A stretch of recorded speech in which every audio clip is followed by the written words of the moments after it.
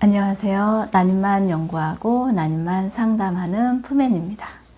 이제 난임의 여정 속 도움이 될 수 있는 심리기법과 셀프 카운셀링 등을 주제로 영상을 업로드하려고 합니다. 오늘 첫 시간 어떤 것이 도움이 될 수 있을까 고민을 정말 많이 했는데요.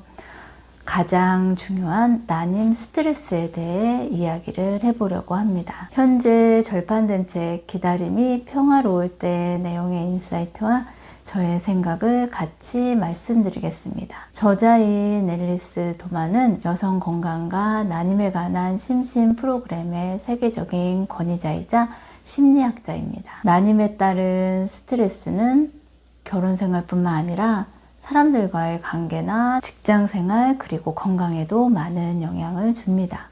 그리고 임신에도 영향을 미치는데 스트레스가 심하면 임신할 수 있는 확률이 낮아지고 스트레스와 우울증이 심한 여성은 자연임신뿐만 아니라 인공수정이나 시험관 알기 시술 등 보조생식 기술로도 임신할 수 있는 확률이 낮았다는 연구 결과들이 있습니다. 그리고 난임은 난임 자체가 만성적인 스트레스 요인이 될 수 있습니다. 만성적인 스트레스는 우울증과 불안으로 이어질 수 있으며 난임 치료 중 우울함과 불안이 심할수록 치료를 중단할 가능성이 높다는 연구 결과도 있습니다. 난임의 과정 속 힘겨운 싸움을 하고 있다면 스트레스는 악순환을 초래하게 되는 것입니다.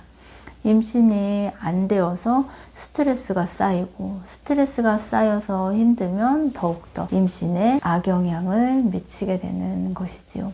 바로 스트레스로 인해 악순환의 고리가 만들어지게 됩니다. 그래서 스트레스의 고리를 끊는 법을 알지 않는 한 이런 과정은 끊임없이 반복되고 힘든 과정에 더 지치게 만들게 되겠지요. 그래서 이 시간은 이 스트레스의 순환고리에 대해 쉽게 알려드리도록 하겠습니다. 스트레스는 단지 진이 빠진다라는 것 이상으로 우리를 지치게 만들 수 있습니다. 그리고 많은 일에 압도당하게 만들어 심리적으로 완전히 소진시켜 버립니다.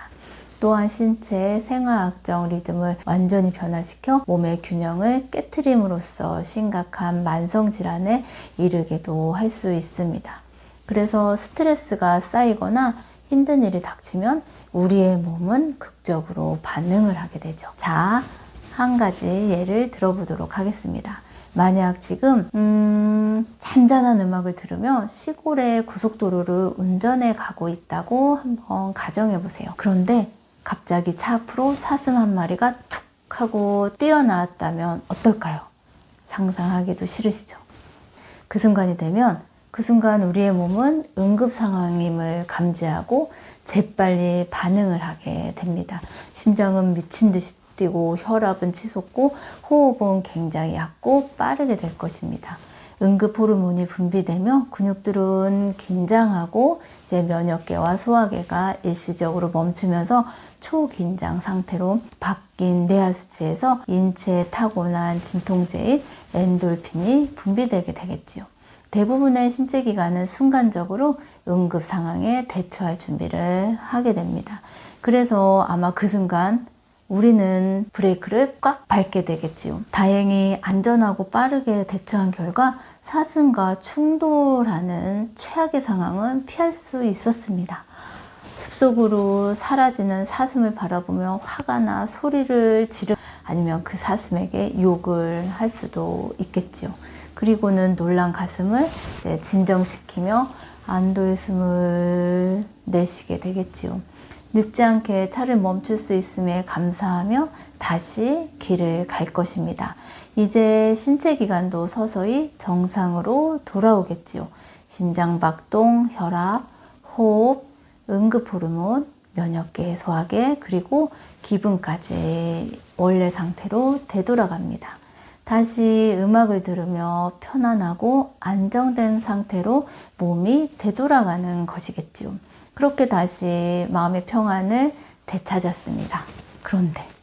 그런데 1시간 뒤 다시 당신 차 앞으로 또 다른 사슴 한 마리가 뛰어든다고 생각해 보세요. 그리고 다시 1시간 뒤에 또 다른 사슴이 차 앞으로 뛰어든다면 우리의 몸과 마음은 어떻게 될까요?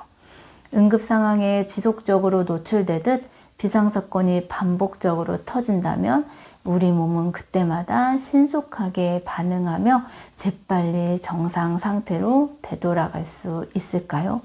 이때는 심장박동과 호흡, 근육이 긴장된 채 유지되고 응급 호르몬이 넘쳐나며 면역계가 억제될 것입니다.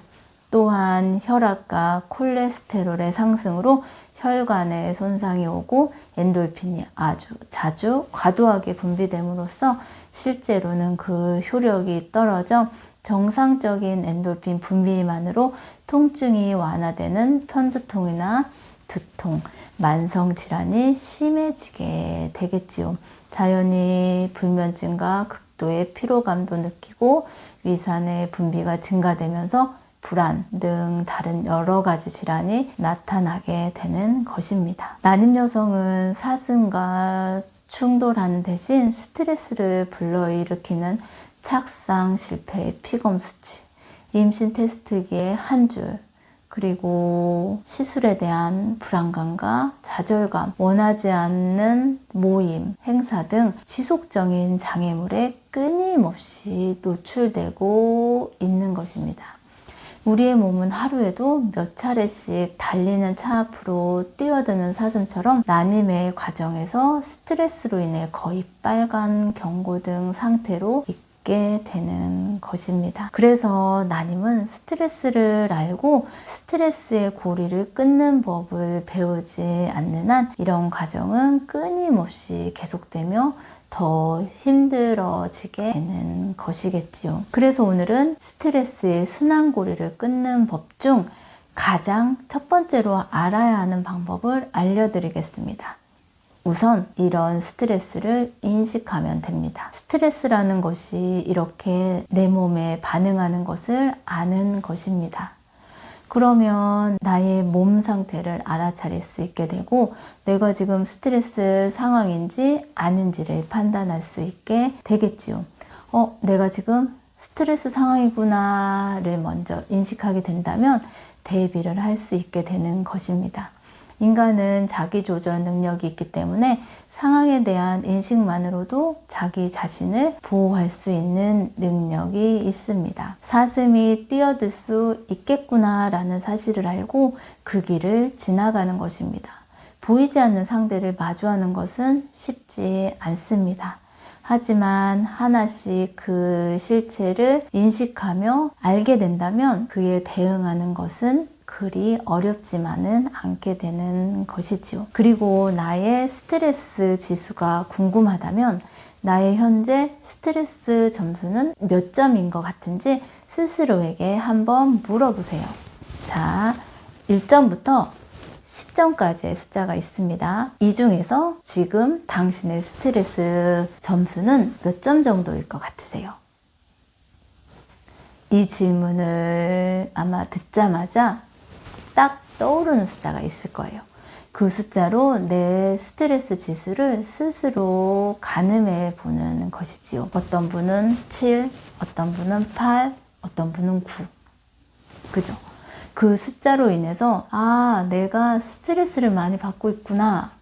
어떤 분은 내가 스트레스를 많이 받는 줄 알았는데 생각보다 낫네 라고 하시는 분들도 있을 거예요.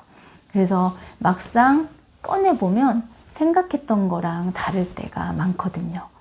보이지 않는 생각과 마음을 인식해서 나 자신을 아는 것이 그래서 중요합니다. 그래야 나를 이해하고 스스로를 돌볼 수 있는 힘이 생기기 때문입니다. 오늘은 난임 스트레스에 대해 알아보았는데 다음 시간에는 이 난임 스트레스의 악순환 고리를 끊을 수 있는 두 번째 방법에 대해 알려드리도록 하겠습니다. 품에는 마중 나가 있는 모든 예비 엄마들을 응원합니다. 너무 늦지 않고 포기하지 않는다면 엄마는 될 수 있습니다. 감사합니다.